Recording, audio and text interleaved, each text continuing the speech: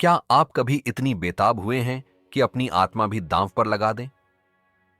क्या आप जानते हैं कि कुछ इच्छाओं की कीमत सिर्फ जिंदगी नहीं, बल्कि उससे कहीं ज्यादा होती है? आज रात हम आपको एक ऐसी कहानी सुनाने जा रहे हैं जो आपकी रूह कंपा देगी और आपको सोचने पर मजबूर कर देगी कि क्या वाकई हर इच्छा पूरी होनी चाहिए। अपनी आंखें खुली रखें, क्योंकि अंधेरे में कुछ भी हो सकता है। बरसात की आधी रात थी, जब शहर गहरी नींद में डूबा था। लेकिन एक पुराने सुनसान घर के अंदर डर और उम्मीद का एक अजीब मिश्रण हवा में तैर रहा था। कमरे की एकमात्र बल्ब, जो अपनी अंतिम सांसें गिन रहा था, बिना हवा के भी डरावनी तरह से हिल रहा था, जैसे किसी अदृश्य शक्ति की उपस्थिति महसूस कर रहा हो। उसकी पीली टिमटिमाती रोशनी में फर्श पर कुमकुम से बना हुआ एक टेढ़ा मेढ़ा अपवित्र घेरा चमक रहा था, और उस घेरे के ठीक बीच में बैठी थी सावी। उसकी आंखें भय और दृढ़ संकल्प से भरी थीं। उसके होंठ कांप रहे थे, जैसे कोई गुप्त मंत्र बुदबुदा रहा हो। आवाज इतनी धीमी थी कि वह फुसफुसाहट में बदल चुकी थी, मुश्किल से सुनाई दे रही थी, लेकिन हर शब्द में एक भयानक शक्ति छिपी थी। एयूएम क्रीम, एयूएम क्रीम, वह बार बार दोहरा रही थी। उसकी आवाज में एक अजीब सी बेचैनी थी। घेरे के बीच रखा एक ताजा नींबू, जो कुछ पल पहले तक पीला और रसीला था, अचानक अपने आप सड़ने लगा। उसकी त्वचा पर काले धब्बे उभरने लगे, और देखते ही देखते वह पीले से गहरे काले रंग में बदल गया, जैसे किसी अदृश्य आग में झुलस गया हो। हवा में एक अजीब सी सड़ी हुई गंध फैल गई, जो सांस लेना मुश्किल कर रही थी। और तभी कमरे की दीवारों से एक भयानक खरोंचने की आवाज आई। ऐसा लगा जैसे सैकड़ों नुकीले नाखून प्लास्टर को चीर रहे हों, या कोई विशालकाय जानवर अपनी पकड़ बना रहा हो। आवाज इतनी तेज और अप्रत्याशित थी कि सावी की सांसें अटक गईं। बल्ब, जो पहले से ही टिमटिमा रहा था, एक जोरदार धमाके के साथ फटा, और कमरे में घना स्याह अंधेरा छा गया। उसी अंधेरे से एक भारी जली हुई आवाज गूंजी। आवाज इतनी गहरी और भयानक थी कि ऐसा लगा जैसे वह सीधे पाताल से आ रही हो। हर शब्द में आग और राख की गंध थी। इतनी हिम्मत कि मुझे बुलाया। आवाज में एक प्राचीन क्रोध और असीमित शक्ति थी, जो सावी की आत्मा तक को कंपा गई। उसकी आंखों से आंसू बहने लगे, लेकिन वह अपनी इच्छा पर अडिग थी। मैं मां बनना चाहती हूं, किसी भी कीमत पर, सावी ने कांपते हुए कहा। उसकी आवाज में एक अजीब सी बेबसी और दृढ़ता थी। अंधेरे में दो लाल आंखें खुलीं, जैसे जलते हुए अंगारे। वे आंखें किसी इंसान की नहीं थीं, बल्कि किसी ऐसी चीज की थीं जो इस दुनिया से परे थी। और फिर एक हंसी गूंजी, एक ऐसी हंसी जो इंसानी नहीं थी, बल्कि हड्डियों को चीर देने वाली, ठंडी और भयानक थी। तो कीमत चुकानी पड़ेगी, आवाज ने कहा, और उस हंसी में एक भयानक वादा छिपा था। 6 साल पहले सावी की जिंदगी बिल्कुल अलग थी। वह एक मशहूर स्टेज सिंगर थी, जिसकी आवाज में जादू था। हर शो हाउसफुल होता था, और उसके नाम का डंका बजता था। उसकी जिंदगी में सब कुछ था, शोहरत, पैसा, और सबसे बढ़कर प्यार। उसका पति नील एक सफल व्यवसायी, और नील की पहली शादी से हुई बेटी ईशा। ईशा एक प्यारी और समझदार बच्ची थी, जो सावी को अपनी मां की तरह ही प्यार करती थी। उनका घर खुशियों से भरा था, लेकिन एक चीज की कमी सावी को अंदर ही अंदर खाए जा रही थी। डॉक्टरों ने साफ कह दिया था, सावी कभी मां नहीं बन सकती।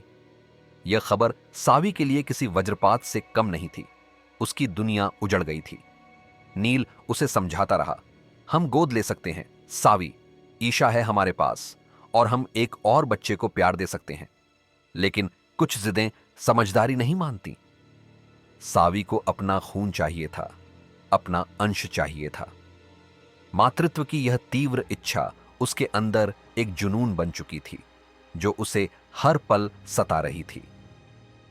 उस रात नील के साथ एक जोरदार झगड़े के बाद सावी घर से निकल गई। उसकी आंखों में आंसू थे, और दिल में एक गहरा खालीपन। सड़क खाली थी, शहर की रोशनी भी उसे उदास लग रही थी।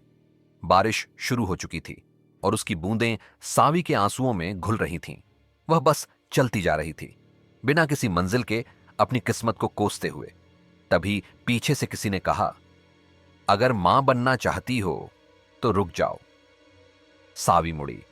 बारिश की धुंध में एक लंबा आदमी खड़ा था।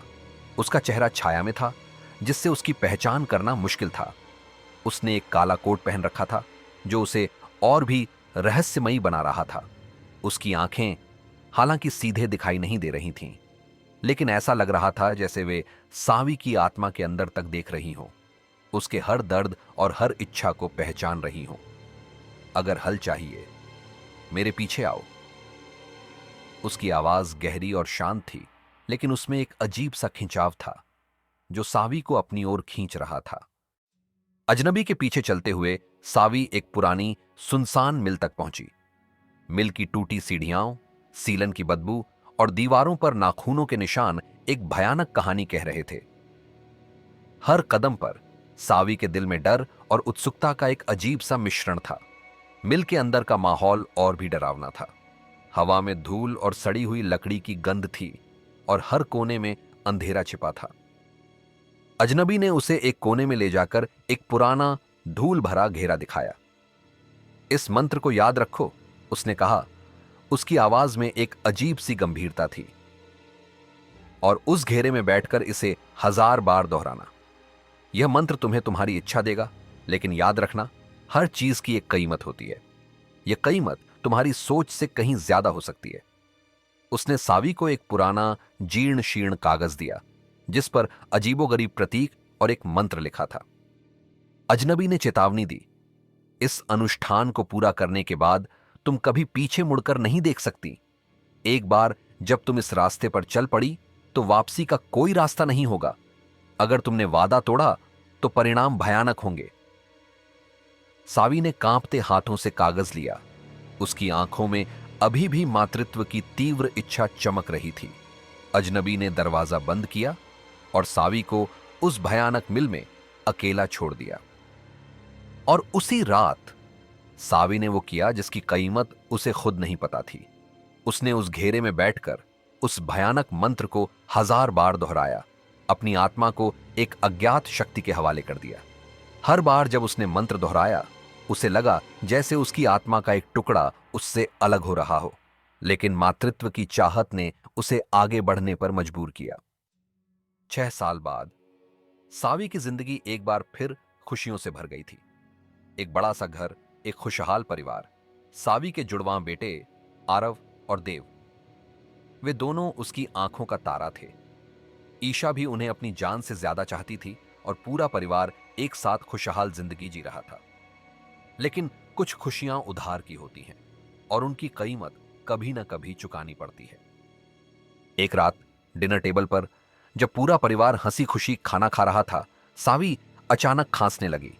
पहले हल्की खांसी, फिर तेज। उसके हाथ अपने मुंह पर गए और जब उसने उन्हें हटाया तो उसकी हथेलियों पर खून था, फिर और खून। उसकी आंखों, नाक, मुंह, हर जगह से खून बहने लगा। यह कोई सामान्य बीमारी नहीं थी, बल्कि एक भयानक अमानवीय अंत की शुरुआत थी। सावी की आंखें फैल गईं, उसका शरीर कांपने लगा।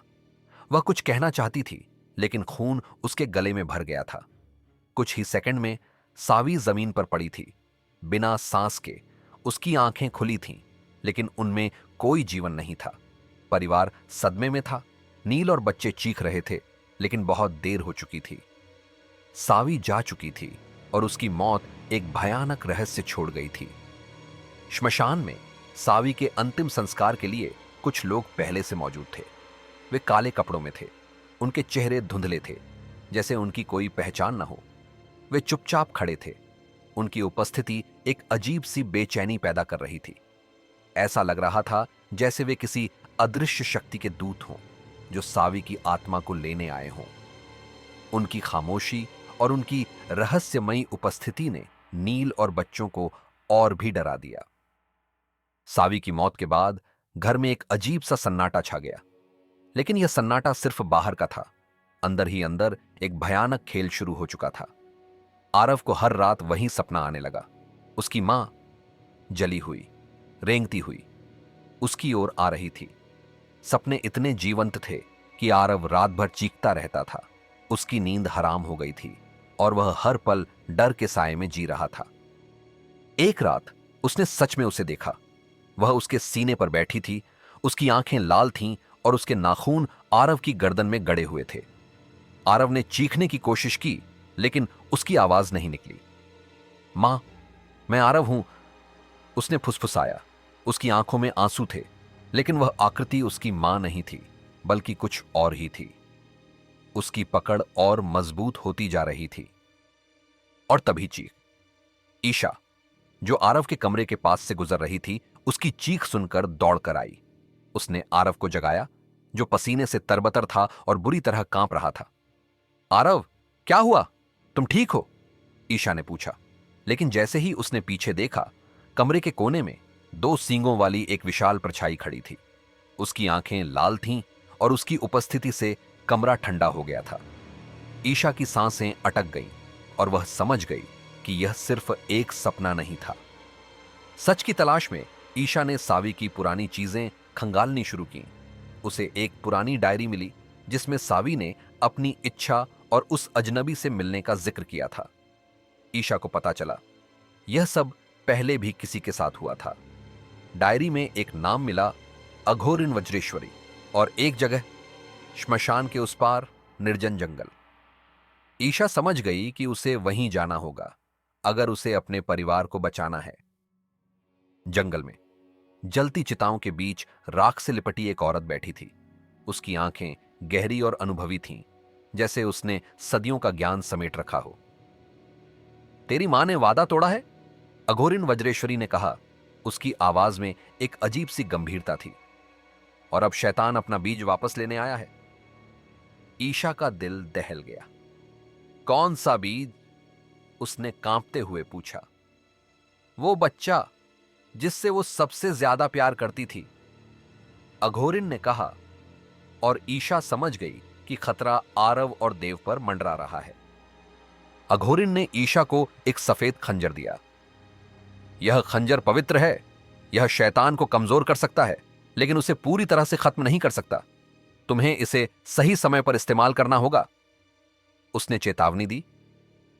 आज रात शैतान आएगा, तुम्हें अपने परिवार को बचाना होगा। ईशा ने खंजर लिया। उसके हाथों में एक अजीब सी शक्ति महसूस हुई। अंतिम रात। घड़ी ने 12 बजाए और ठीक उसी पल बिजली चली गई। पूरा घर अंधेरे में डूब गया। नील, जो बच्चों को देखने जा रहा था, अचानक एक अदृश्य ताकत ने उसे खींच लिया। उसकी चीखें पूरे घर में गूंज उठीं। 3 घंटे तक चीखें आती रहीं, जो धीरे धीरे कम होती गई और फिर पूरी तरह से शांत हो गई। ईशा और बच्चे डर के मारे एक कोने में दुबके हुए थे। फिर दरवाजा खुला। नील बाहर आया, पर वो नील नहीं था। उसकी आंखें लाल थीं, उसके दांत तेज और नुकीले थे और उसके चेहरे पर एक भयानक मुस्कान थी। शैतान आया है और खाली हाथ नहीं जाएगा। उसकी आवाज में नील की आवाज नहीं थी, बल्कि एक भयानक अमानवीय गड़गड़ाहट थी।